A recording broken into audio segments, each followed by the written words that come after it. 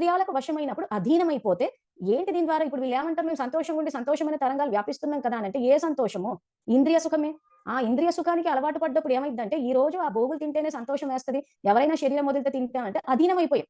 So ఈ లెక్కన మనం సంతోషంగా ఉండాలంటే ఖచ్చితంగా ఎవరో ఒకరు బకెట్ తంతూ ఉండాలి ఇక. ప్రతిరోజు ఎవరో ఒకరు ఆ రకంగా బకెట్ తన్నేస్తే మనం ఆ రోజు వెళ్లి తినేసి సంతోషంగా ఉంటామని అర్థం. సాధ్యమా? మన కోసం ప్రతి ఒక్క రోజు ఒక టికెట్ కట్ చేయాలంటే అది సాధ్యమా చెప్పండి? ప్రతిరోజు ఒక టికెట్ కట్ చేయాలి. ప్రతిరోజు ఒక బకెట్ తన్నాలి. ఆ తర్వాత భోగులను పెట్టుకొని వండుకోవాలి. మనం తినాలి, సంతోషపడాలి, తరంగాలు వ్యాపింపచేయాలి. ఇదా బాబా చెప్పిన జ్ఞానం. యోగులైతే ఏం చేస్తారు?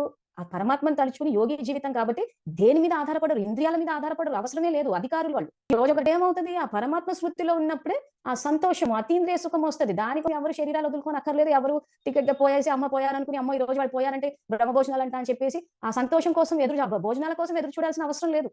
సంతోషం కోసం ఎదురు చూడాల్సిన అవసరం లేదు. దేనికి ఎదురు చూడాల్సిన అవసరం లేదు. అన్ని ప్రత్యక్షంగా నేనే ఇచ్చేస్తాను అంటున్నాడు.